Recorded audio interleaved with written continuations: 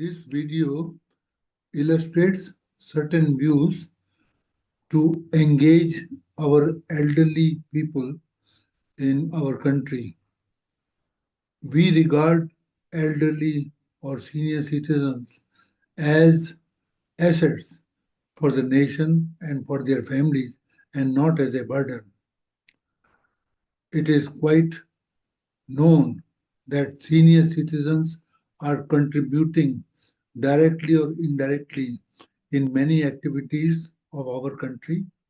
They are also supporting their families, if not by income generating, but by looking after children when their parents are away at work, and therefore they are indirectly contributing to family income. They can share wisdom to the next generation. They can do the storytelling. They can also uh, and strengthen intergeneration relationships. They can also clean up the environment, and there are many other host of methods through which they can, and some of them are actually contributing to our economy and our culture. In It is not just simply important for the senior citizens themselves that they are to be kept busy, but it is also important in the larger interest of our society because the working age population, that is from 18 years to 59 years, is going to slowly shrink in number and proportion in the decades to come. And therefore, it may become incumbent on senior citizens of tomorrow to contribute to nation building by entering the workforce. So it is important that they are kept not only healthy and fit, but they also contribute to nation building. In my view, there are three types of senior citizens, which are numbering a total of about 140 million in India. These three categories of senior citizens can be divided as below.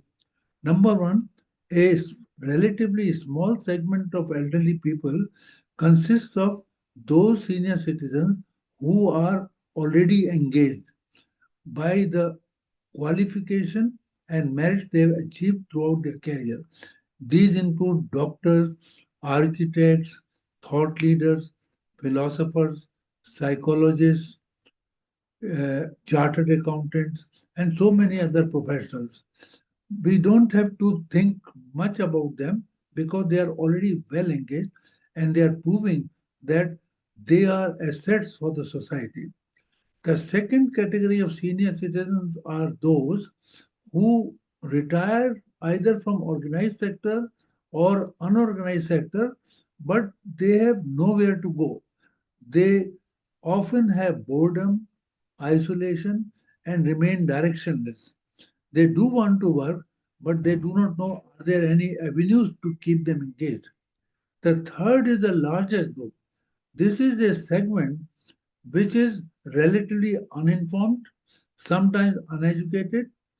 Many may be rural and many may be poor. They hardly have any dignity and they have an attitude called fatalistic attitude. They somehow relate everything negative in their life to the aging itself, although it is an attitude which is a wrong attitude, and something can be drastically done for this larger segment of senior citizens by keeping them engaged in some activity so that they can also enjoy life and have dignity.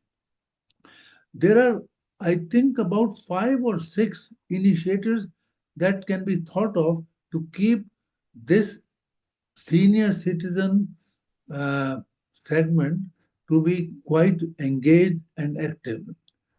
The few are made by the or launched by the government, and few are some other ways which can show us the path to forward. The schemes that have been launched by the government, particularly Ministry of Social Justice and Improvement, Social Justice and Empowerment. These schemes are, for example, the first scheme is called Action Groups Aimed at Social Reconstruction Program. In brief, it is called AGRSAR. This scheme is practically the establishment of thousands of elderly self-help groups, notably in villages, but sometimes in urban areas also. These groups, when they are constituted, they can contribute as a group to many activities like various income generating activities in their areas. They can uh, look after the creches, maintain the creches for children. They can adopt certain social assets. And in the process, they get empowered. They have a feeling of respect by others, including their families. They can fight discrimination and neglect against them. And these groups have really worked well in our country. These groups are formalized through state level livelihood mission, whether rural or urban.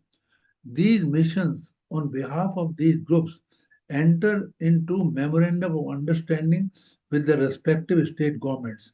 And it is these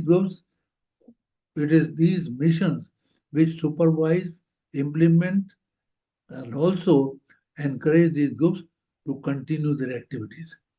The second scheme is called SACRED, SACRED. Full form of SACRED is Senior Abled Citizens Re-employment with Dignity Scheme. This is essentially again was launched by Ministry of Social Justice and Empowerment, and this takes the form of establishing a portal for employment of senior citizens with varied skills and experiences. This portal keeps the senior citizens paired with the prospective employers where they can fit well. They can keep busy themselves through these employments. They could be part time or full time, and these employment also generates income from these uh, for these senior citizens who therefore are respect and they enjoy dignity. The third scheme again launched by government is a scheme of skilling and reskilling of senior citizens. This basically mostly consists of 15 days to 1 month training for various fields to keep the senior citizens engaged and thereby become productive for further disbursement to the other masses, especially children. They can be trained for certain income generating activities. They can be reskilled. For example, a carpenter can be reskilled, a plumber can be reskilled according to what is prevailing technology of these various methods or various strategies. They can also be reskilled for storytelling to children. They can be reskilled for general knowledge. And because of the advancing technology like mobile apps and various other technologies, they can be reskilled there also. Otherwise, they feel uncomfortable with the modern technology. In addition to these three initiatives, in addition to three initiatives, these senior citizens can also be encouraged to volunteer. They can take the volunteering activities in many organizations like Resident Welfare Association, clubs. They can go to for pilgrimages with the help of government funding. They can have fun with each other. They can also have intergenerational relationship. So there are endless possibilities of volunteering. There are some senior citizens who, in their standalone colonies, they start directing traffic uh, out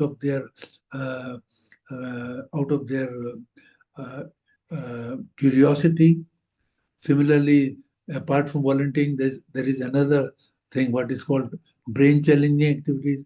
These brain challenging activities is especially important for the third group of senior citizens who are actually having a fatalistic attitude. They do not do anything. They try to connect everything negative with their aging phenomenon.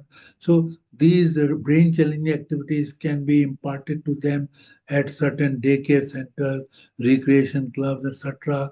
They can play games there which stimulate their brain.